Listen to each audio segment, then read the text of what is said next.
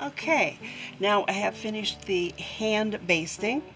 You will notice that I started here, went here, across there, started again here. Well, I'm sorry, started up here actually and went over there. Down in here, we have one here, it goes up that way, and one over here that goes over to here. So I used the uh, thread, a very different color type of thread, so it's easy for me to see. Now I have it listed here with the salvage down here towards me, and I will be cutting up to the ripped edge. So first we have to make sure that this is even.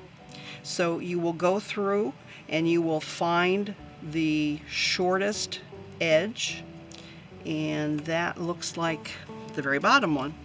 So we will put that bottom one just over the line on our cutting mat. And that way, since it's on the bottom and we can't see it, if we have it lined up over the 6-inch line, the 6-inch line, then I'll be able to put the ruler and line up the ruler from the 6-inch line at the top to the 6-inch line at the bottom. Once I have everything straight down here. Okay, and check it again to make sure everything's over there. And once we have that, then I can cut through. Again, make sure you have a new blade, and you have to put a lot of power behind it. You'll notice that I do have my finger on the other side of the ruler. That helps to keep it from moving.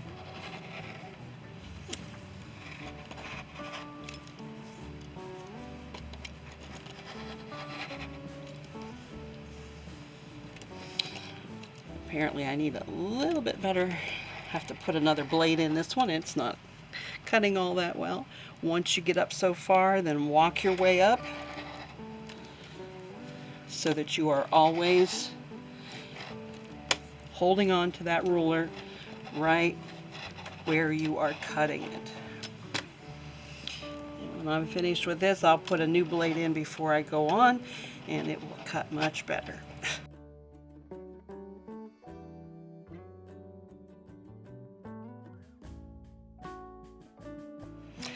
Okay, now when you are making the regular size medallion, you need to make strips once you have evened it up at 7.5 inches. So I have a ruler here, and you can see that I have it lined up at 7.5 inches.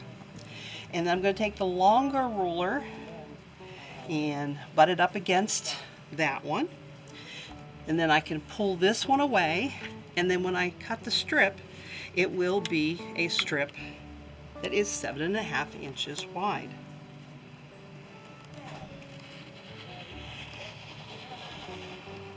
When you get to your finger there, you need to stop and do a crawl. Again, I've got my little finger on the outside there. Move this out of the way, make sure that it is cutting through. Yep. Work my way up.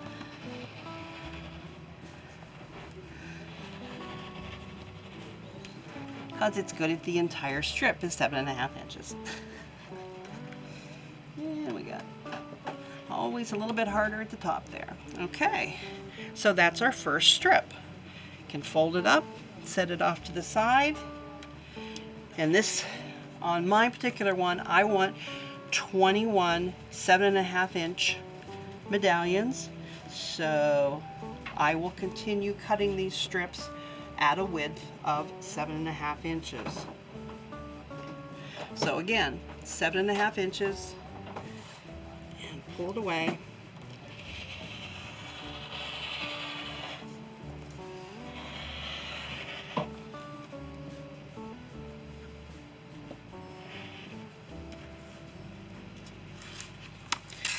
there is my second strip. Set that off to the side. And we've got our third strip. That's 7.5 inches.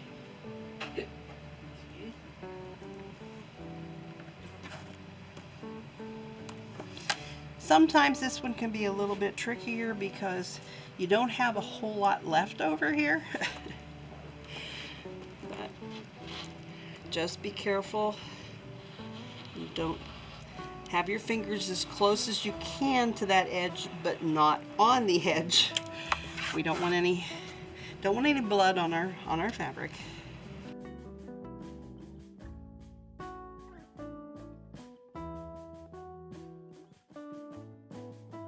We are taking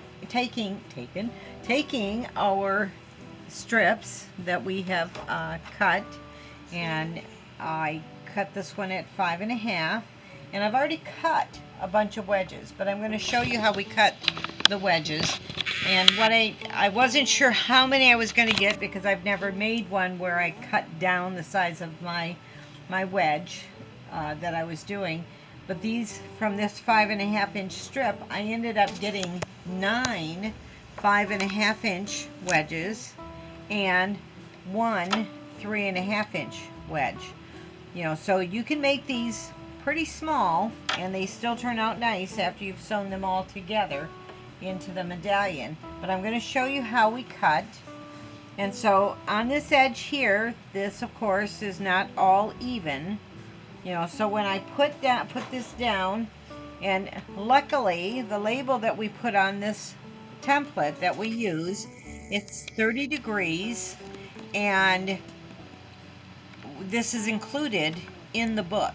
Or if you come to the shop here, Anything Sews, it's included in the cost of the class. So just so you know, if you're thinking, well, gee, how much is the class? With the book and the class, and it's a whole day, it's $50. So it's pretty reasonable compared to some classes. So turns out that I lucked out, and this label that we've put on here is at the 5.5-inch mark and didn't measure it to be there. But when I came here, I thought, well, gee, where is that? And I laid it here on the mat, and it came to the 5.5-inch spot. So lucky me to do that. Now, you know, they do make 30-degree triangle rulers, which you can use. Like if you took our class and you lost this, you could use that, and it has measurements on it, you know, at various increments, you know, usually like 1/2-inch increments. They might even have 1/4-inch. Okay, so I'm going to lay the wide, the important thing is this wide part here when we start, and I got to make sure that I'm back behind this shortest piece here. And so I'm going to want my edge, and I've lined up that shortest piece from that selvage up with this line on my mat just so I have a reference. And I'm going to lay this here, widest point on this longest edge. Very important that you're doing it that way. And you'll notice that this doesn't have a point. It's cut off, which makes for a very nice point, you know, in putting it together, you know, as you're sewing it together, which we will be doing after we finish cutting the rest of our medallions. We are cutting all 12 layers. So again, 60mm ruler, important. And so on this first one, you have to do 2 cuts. And so I just line everything back up here. You know, I can feel that edge. It's thick enough with 12 thicknesses of fabric. And then you want to make sure that you are really holding your template and that you're moving as you cut. Now this one is probably smaller than I'd want to cut, but I always put it over here. Don't throw it away right away, just in case, you know, I want it. As I cut, I immediately put a clip on it because I don't want any of these to get lost or mixed in with the other ones, because remember, we just spent all that time matching up everything inside. And if you see, you know, this is kind of like watching a cartoon, you know, where everything is lined up in there. You see that blue flower there, and you'll see even more magic when we do the sewing. Okay, so I've done the first cut. Now I started with it this way, turn it, line it up. There is no waste. I mean, you are going to cut as much usable as you can, but I've lined up that edge, and now I'm going to cut another stack.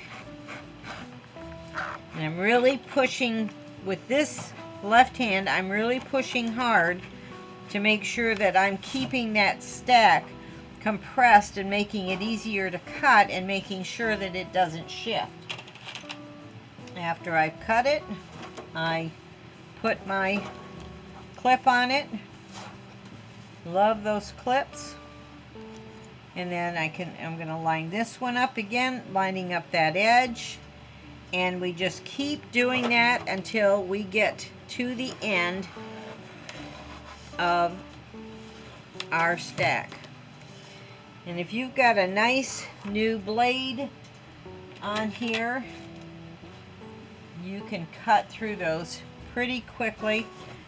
Okay, so here we are. We're just going back and forth to cut all our wedges. Like I said, I got 9, plus I ended up getting an extra little one that was a 3.5 inch wedge.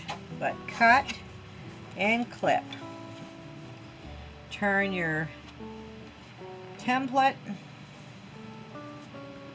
and cut again.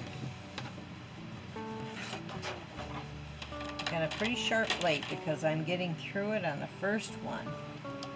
And I'm just lining these up. And when you come to take the class here at Anything Sews, you know, you're putting all these clips on, and let's say you get 2, 3, 4 medallions sewn before you leave at the end of the day, then you're going to, we tell you to bring Ziploc bags with you so that you can put these into Ziploc bags and they not get lost or torn apart in with your other sewing stuff as you are moving back and forth from home to here. Okay.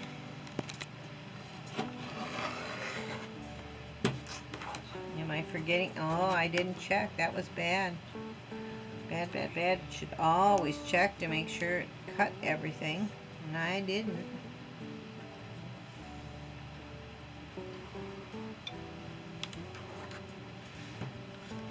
Must have been a thread. Amazing how strong that one little thread is that won't cut.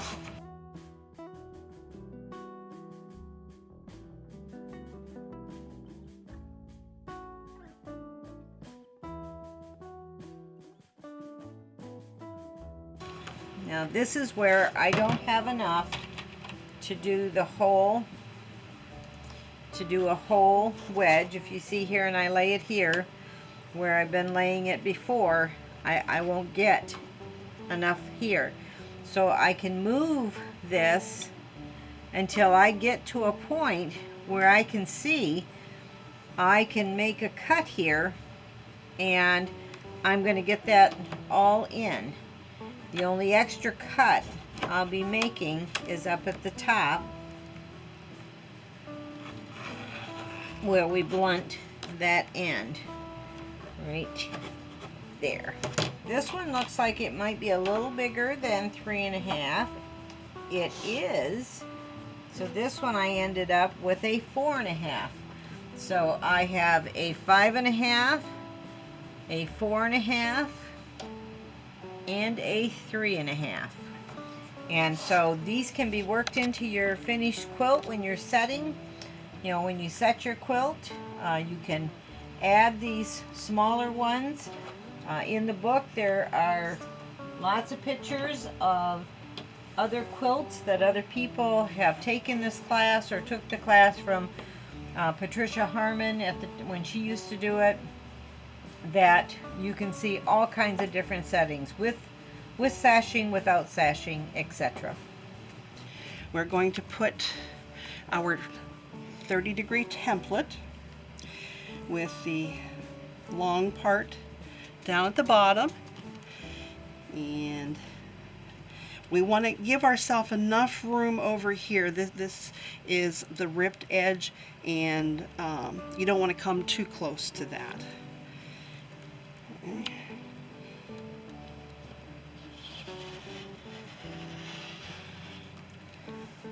And again, got the fingers off to the side to hold that. Now, just hold that and turn it around, and then we're going to cut down the other side. Now, we are not going to throw this away. We're going to keep this because we can make a smaller one out of it if we wish. And as soon as we cut, we're going to put clips on here so these will not go anywhere. We do have our basting stitch in there, but when you cut, you may come up with some that do not. Okay, now without moving this long end, simply turn the template upside down, and you're going to cut up this side. Okay, then you're going to flip it, and you're going to cut another one. And that's what you do for the entire strip.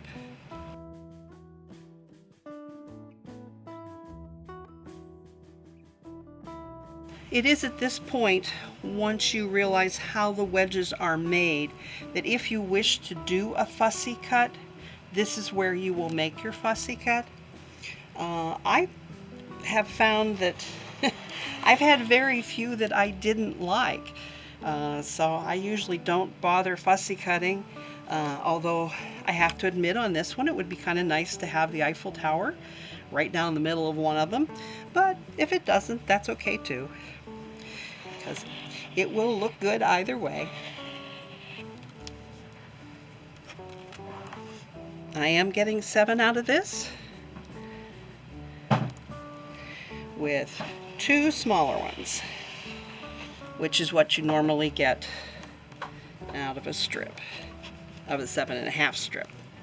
Okay, as you saw when Chris did hers, she got more because her strip was, her width was smaller. Okay, I usually lay these down just the way I cut them. Very easy to pick up that way. Of course, with the clips on, it makes it easy too.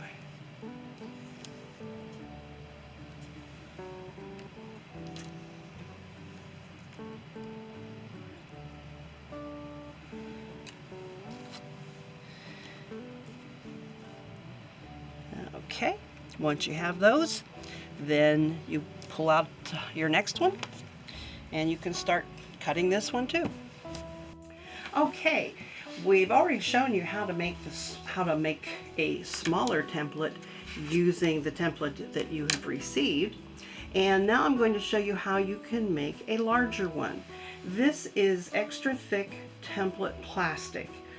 This would be a good idea to use if you're going to be cutting very many of your things. So to do the 10.5, you take your template, and this is 7.5 inches, which you can see it's right there on the line. Okay, as soon as I have everything straight, it's on the line. Okay, and if you want 10.5, then you would go down to here. Okay, and on this particular piece of plastic, I do not have enough because I've already used part of it, but you would move this over so that you could put a ruler down to the 10.5 inch line. Okay, and you would draw a line from here down to the 10.5 on that side, and then you would do it again on this side, down to 10.5, and you cut it out. And then you have your triangle template with the flat top. That's very important. And you continue from there. Okay. If you're only going to cut one or two, you can actually make a template out of cardboard, a cereal box. You can use heavy paper. Any of those things will work. Okay, now, but let's say you want to use a really big one. Okay, so you start out with the full size. This was a 24-inch repeat, and I wanted to have a full size triangle on here. So I went ahead and I made a template. Now I happen to use, I only need one, so I am using some interfacing that I had that was really old and I know probably won't work as interfacing anymore. So that's what I used. And for this one, I just put my marker or my template up there. And then I put this up next to it and I marked it on the paper the whole way down.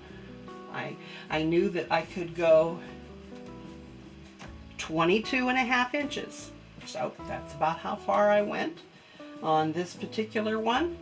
And then once I set it up, now I wanted something that I could see through, because I want to have a particular items that you can see. Since this is so big, you know, this is really going to show. The thing to remember is that the little end up here is what goes into the center of your medallion. This is the top or point of your medallion, so you're going to lose a fair portion up here because you have to turn it inside out. Okay, but knowing that, I can now make this, and you're thinking, but it's going to be upside down. Yes, it will be upside down, but it's also right side up, because I'm looking at it from this direction. I'm going to have a point that comes out here, and I'll be able to read that the whole way around with my Eiffel Tower right in the middle. Okay, so anyhow, that is how you are able to make a larger one. And this fussy cutting that I'm talking about, obviously if it's a smaller one, you can see through these and you can make fussy cuts. You don't have to do it you know, exactly, so you have no leftovers. Now when I cut this, I will also be keeping these big pieces on the side together. I will be using my clips to keep them together also, because obviously I can make some more that'll be different sizes off of these side pieces, because like I said, I only need one that big. Okay, that is how you make a larger medallion.